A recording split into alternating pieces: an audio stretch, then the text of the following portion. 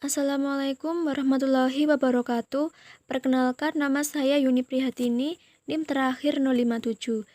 Di sini saya akan menjelaskan pengertian dari ijaroh dan ijaroh muntahiyah bitamlik. Pengertian ijaroh. Ijaroh berasal dari kata al-ajru yang artinya ganti. Ijaroh adalah akad pemindahan hak guna atas barang atau jasa melalui pembayaran upah atau sewa tanpa diikuti dengan pemindahan kepemilikan atas barang itu sendiri. Menurut Fatwa Dewan Syariah Nasional nomor 9 Dewan Syariah Nasional Majelis Ulama Indonesia 4 2000, ijaroh merupakan akad penggunaan hak guna atau manfaat atas suatu barang atau jasa dalam waktu tertentu melalui pembayaran sewa atau upah tanpa diikuti dengan pemindahan barang itu sendiri. Oleh karena itu, akad ijaroh tidak ada perubahan kepemilikan. Akan tetapi, hanya pemindahan hak guna dari yang menyewakan kepada penyewa. Selanjutnya yaitu penjelasan dari transaksi akad ijaroh. 1. Transaksi ijaroh ditandai dengan adanya pemindahan manfaat. Jadi dasar dari prinsip ijaroh sama dengan jual beli, namun perbedaannya terletak pada objek transaksinya, yang mana dalam akad ijaroh objek transaksinya adalah barang atau jasa. 2. Pada akhir sewa, bank dapat menjual barang yang disewakan kepada nasabah. Dalam perbankan syariah dikenal dengan al-ijaroh muntahiyah bitamlik.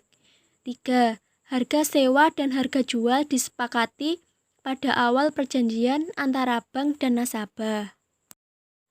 Selanjutnya yaitu implementasi akad ijaroh. 1. Bank bertindak sebagai pemilik atau pihak yang mempunyai hak penguasa atas objek sewa baik berupa barang atau jasa. 2. Barang dalam transaksi ijaroh adalah barang yang bergerak atau tidak bergerak yang dapat diambil manfaat sewanya. 3. Bank sebagai pihak yang menyediakan objek sewa wajib menjamin pemenuhan kualitas maupun kuantitas objek sewa serta ketepatan waktu. 4. Bank dan nasabah wajib menuangkan kesepakatan dalam bentuk perjanjian tertulis berupa akad pembiayaan atas dasar ijaroh. 5. Pembayaran sewa dapat dilakukan secara angsuran atau sekaligus. 6. Bank dapat meminta nasabah untuk menjaga keutuhan objek sewa dan menanggung biaya pemeliharaan objek sewa sesuai dengan kesepakatan. Bank tidak dapat meminta nasabah untuk bertanggung jawab atas kerusakan objek sewa yang terjadi bukan karena kelalaian nasabah. Pengertian ijaroh muntahiyah bitamlik. Ijaroh muntahiyah bitamlik terdiri dari dua kata, yaitu al-ijaroh yang artinya sewa dan at-tamlik yang artinya kepemilikan. Ijaroh muntahiyah bitamlik merupakan persewaan yang berujung pada kepemilikan.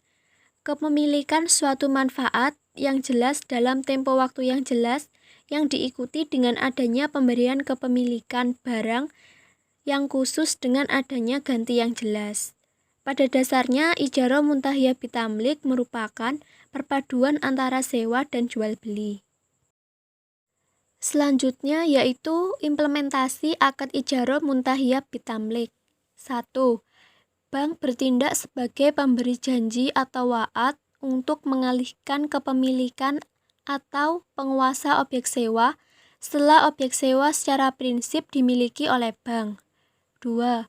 Bank hanya dapat memberikan janji atau wa'ad untuk mengalihkan kepemilikan objek sewa kepada nasabah penyewa sesuai kesepakatan. 3. Bank dan nasabah harus menuangkan kesepakatan adanya opsi pengalihan kepemilikan atau hak penguasaan objek sewa dalam bentuk tertulis. 4. Pelaksanaan pengalihan kepemilikan atau hak penguasaan objek sewa dapat dilakukan setelah masa sewa disepakati oleh bank dan nasabah penyewa. 5. Dalam hal nasabah penyewa mengambil opsi pengalihan kepemilikan atau hak penguasaan objek sewa, maka bank wajib mengalihkan kepemilikan atau hak penguasaan objek sewa kepada nasabah yang dilakukan pada saat tertentu dalam periode atau akhir periode pembiayaan atas dasar akad ijarah muntahiyah bitamlik. Untuk materi selanjutnya akan dijelaskan oleh pemateri berikutnya. Di sini saya Malahatwarda akan menjelaskan tentang perhitungan akad ijarah dan IMBT. Saya akan menjelaskan teknis perhitungan transaksi ijarah terlebih dahulu. Beberapa hal yang perlu dilakukan terhadap perhitungan terkait transaksi ijarah adalah perhitungan penentuan keuntungan dan fee ijarah, perhitungan uang muka sewa, dan biaya administrasi ijarah. Yang pertama, perhitungan penyusutan dan pendapatan ijarah. Misalkan, kebijakan bank syariah adalah memperoleh keuntungan 20% dari modal penyewaan atau beban penyusutan. Jadi rumusnya, penyusutan per bulan sama dengan harga perolehan dikurangi nilai sisa dibagi jumlah bulan umur ekonomis. Jadi bisa dilihat di PPT kelompok kami, perhitungannya seperti ini. Lalu untuk mencari pendapatan ijarah per bulan, rumusnya pendapatan ijarah per bulan sama dengan modal penyewa ditambah N% modal penyewaan. Bisa dilihat kembali di contoh PPT kelompok kami.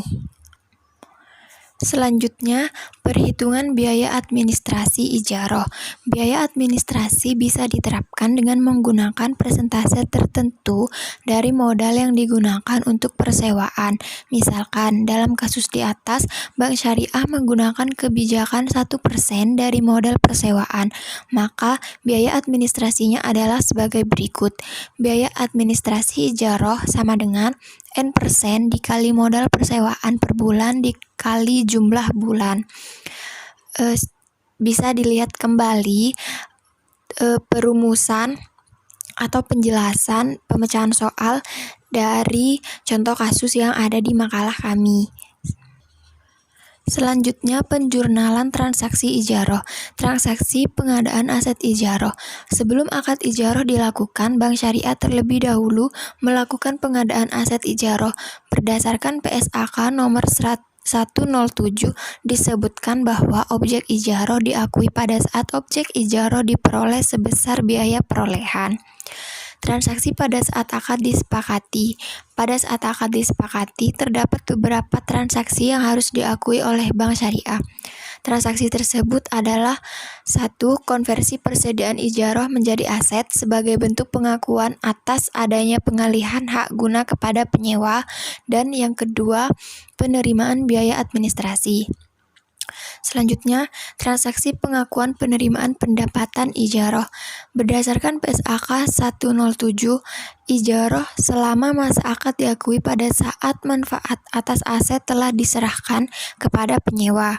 Piutang pendapatan ijarah diukur sebesar nilai yang dapat direalisasikan pada akhir periode pelaporan. Selanjutnya, pelepasan sebagai hadiah.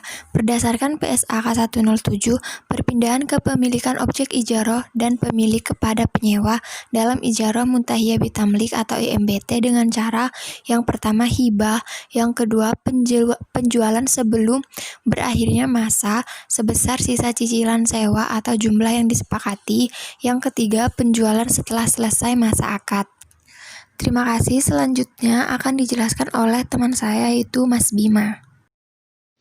Assalamualaikum warahmatullahi wabarakatuh. Di sini saya Bima Saputra Haji Pratama akan menjelaskan tentang klausul akad ijarah dan IMBT. Yang pertama, akad ijarah. Akad ijarah sendiri memiliki 3 klausul, yaitu klausul ketentuan, klausul penentuan ujroh, dan klausul pembayaran. Yang pertama, saya akan menjelaskan tentang klausul ketentuan. Klausul ketentuan sendiri memiliki beberapa syarat. Yang pertama, jasa atau manfaat yang akan diberikan oleh aset yang disewakan harus tertentu dan diketahui dengan jelas oleh kedua belah pihak. Yang kedua, kepemilikan aset tetap pada yang menyewakan yang bertanggung jawab pemeliharanya, sehingga aset tersebut harus memberi manfaat kepada penyewa. Yang ketiga, akad ijarah dihentikan pada saat aset yang bersangkutan berhenti. Yang keempat, memberi manfaat kepada penyewa jika aset tersebut rusak dalam periode kontrak aset ijarah masih tetap berlaku. Yang kedua, klausul penentuan ujroh. Ujroh adalah sesuatu yang manfaat tidak sah apabila ujroh yang diberikan kepada pekerja dalam bentuk benda yang tidak dapat dimanfaatkan. Harga sewa diketahui saat akad dilakukan dan disetujui oleh para pihak dan termasuk harta yang bernilai. Harga sewa tidak berbentuk manfaat yang sejenis seperti ijarah. Tempat tinggal dibayar dengan tempat tinggal dan jasa dibalas dengan jasa. Yang ketiga, klausul pembayaran. Klausul pembayaran sendiri ada dua syaratnya, yaitu pembayaran tergantung pada kinerja objek sewa dan yang kedua pembayaran tidak tergantung pada kinerja objek sewa. Yang kedua, saya akan menjelaskan tentang klausul IMBD. IMBD sendiri memiliki klausul pada pasal 19 ayat 1 dan 2 poin F UU RI nomor 21 tahun 2008 yang berbunyi tidak menguraikan secara tegas pengertian dari akad ijarah mutayyah bin tablik.